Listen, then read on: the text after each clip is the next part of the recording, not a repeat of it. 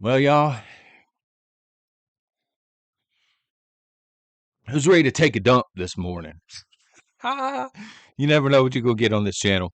Had somebody say, and they're right. I mean, I did it once before. I'm talking about a pocket dump for those that hadn't figured it out yet. But it's been several years ago. John, can you do an EDC dump or whatever? So we're going to do that real quick.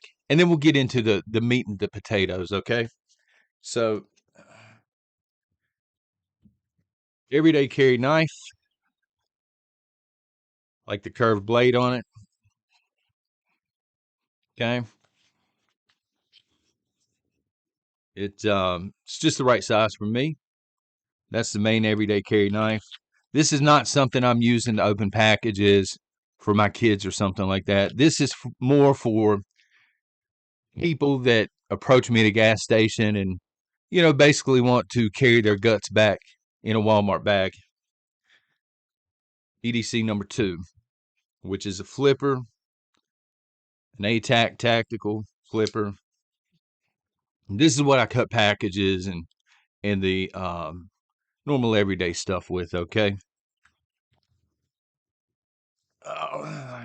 Jeans fitting a little too tight, son. Wallet. It's got whatever that chip blocking technology is built in. Saskatchewan owner's card. That's right. I own one single share of the Saskatchewan Roughriders.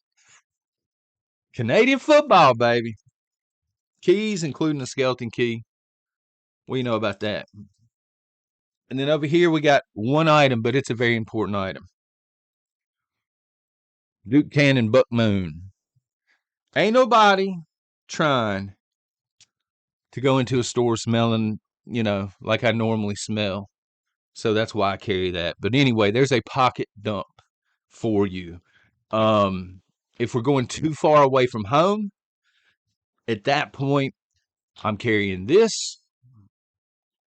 And the other everyday carry knife gets left at home, and I'm carrying my Beretta 9mm. So it is what it is. But as far as, let me put this over here.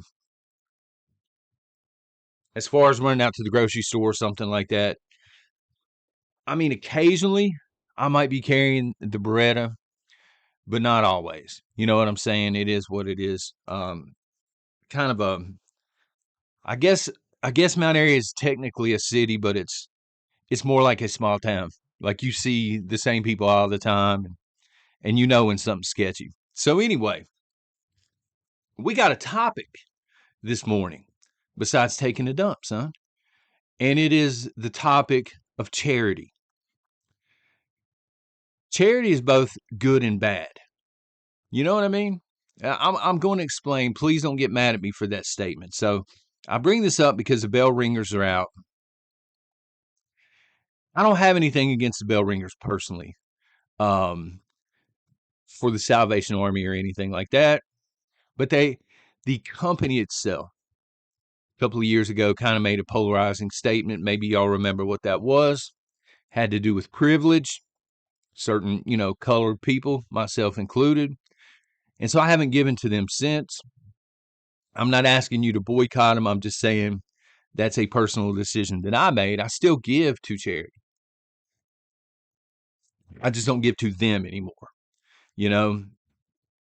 and I love to do it. I love to give to charity. I love to help people. It makes me feel good. You know what I mean? And I think this is a good quality as a person, as a human being. I think you should help people in need out. But from a prepping standpoint, this can be a bad trait. Okay? And I don't know where y'all stand on this because I don't like to see people suffer. If you ever see us out, if you ever happen to be in the area and it's not like I'm freaking Dwayne the Rock Johnson getting spotted everywhere. Okay? Once, maybe twice a month somebody will stop me in the area that we go shopping, right? if you ever happen to be one of these people, just say, hey, Mr. Beaver, go over there and sit in the corner for a second. Let me talk to your wife. You can ask her. I'll give the shirt off my back to anybody.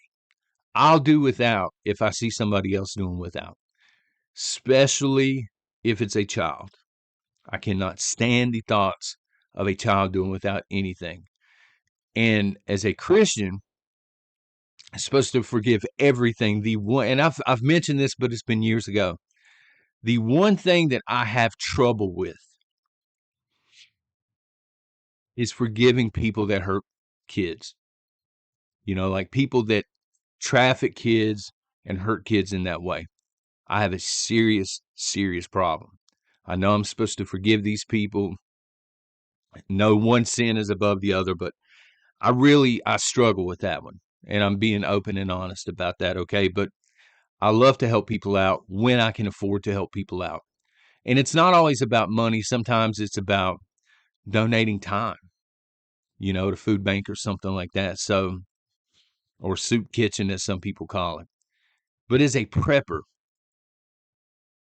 I also realize this is a bad habit. This is something that,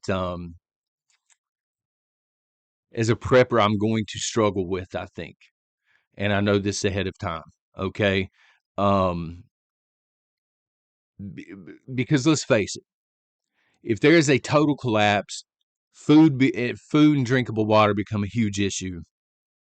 And people, say a couple shows up at your door and they got small kids. As a prepper, what do you do at that point?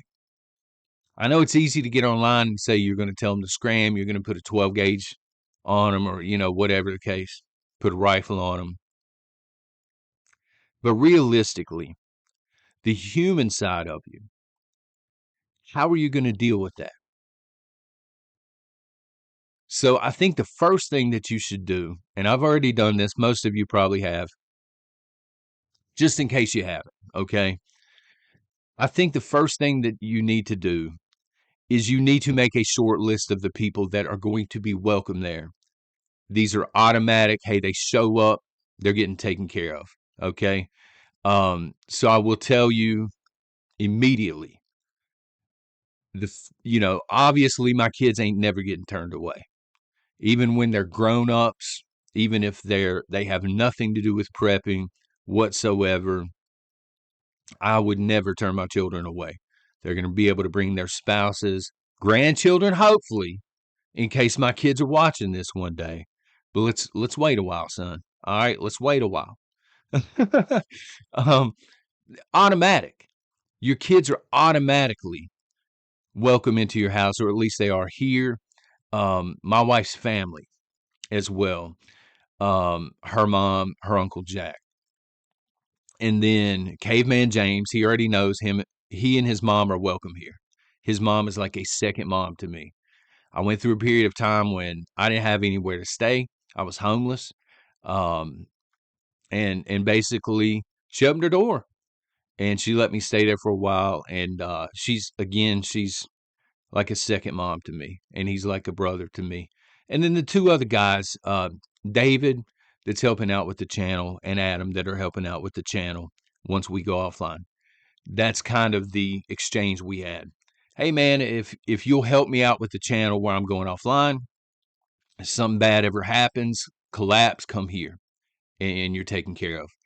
Beyond that, very short list. It's going to be hard.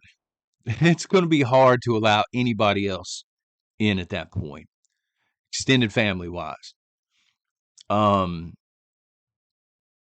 But the human side of me, it's going to be very, very hard to turn children away. And that's what I'm going to struggle with, I think, as a prepper, because you can have it stacked to the rafters. We love to say that in the community, and I totally get that. And you should. I mean, you should have, if you're new, my opinion, you should prep for 1 month. And then if you can get to the 1 month mark, okay, continue. Go to 3 months, go to 6 months, then try for a year. I think once you reach a year's worth of food, you're in pretty good shape, in water. Okay. Some people prep more, and that's fine. But the moment you start pulling from that stockpile, you're on the clock. You understand what I'm saying? That is not going to last forever. And the more people that you let into the home, the more people you are taking care of, the quicker that stuff is going to run out. There are problems, obvious problems, with helping people even if they have children. Okay? I don't want to call them strays because we have a stray cat. My kids named him Motley after Motley Crue, which was a mistake. You never name a stray. Let me just tell you. Let me tell you right now. You don't name a stray, and you don't feed the stray, but they do. And so this cat hangs around, like an adopted cat at this point. So that's a problem. If a couple shows up with a child and you feed them one meal, you know, you let them stay overnight and then you wish them well, they're coming back. Because once they realize they can't find food, they can't find a safe place to stay, they're going to go back to something that is familiar. Number two, they may run into some really bad people. Even if these people are not bad showing up at your front door, they may run into a group that is very bad. And the only thing they may have to save their life is information. And they may say, hey, we stopped at this house. It's such and such address. They got food. They've got generators. Then you have a serious problem on your hands. You understand? So, although charity is fantastic, I totally encourage people to get into charity. Support whatever you want to, donate time or whatever. At the same time, as a prepper, there has to be a cutoff point. And again, this is something I'm going to have to struggle with myself. I'll say my wife's Uncle Jack. He's going to be the one to rein me in. He's going to be like, no, we're not letting these people in. We're not opening the door, nothing. He'll be the common sense person in the group.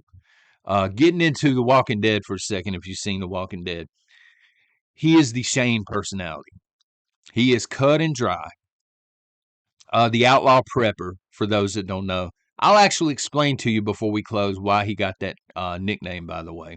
We didn't just randomly make it up for a YouTube channel, right? He's the Shane mentality. He is cut and dry. We need to do this. He's focused on resources, allocation of resources, and stuff like this. I'm more like Rick. I don't know if that's a good thing or a bad thing. My default is to try and help people and do the right thing, and that's not always the great thing during SHTF. So if you stuck around this long, you're getting ready to find out why we call him Outlaw Jack.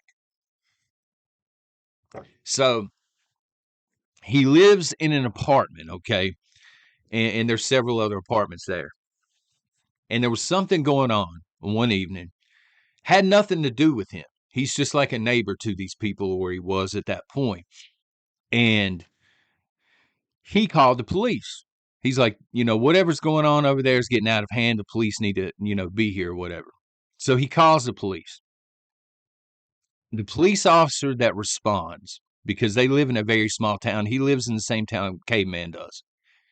The policeman that responds used to date the girl that Jack was dating at that time. Very awkward, right? So his girlfriend's ex-boyfriend is the police officer that shows up. And he's taking statements from everybody. And he decides, hey, I'm going to arrest Jack. He had no cause to do it. He was pissed, I think, that Jack was dating his ex.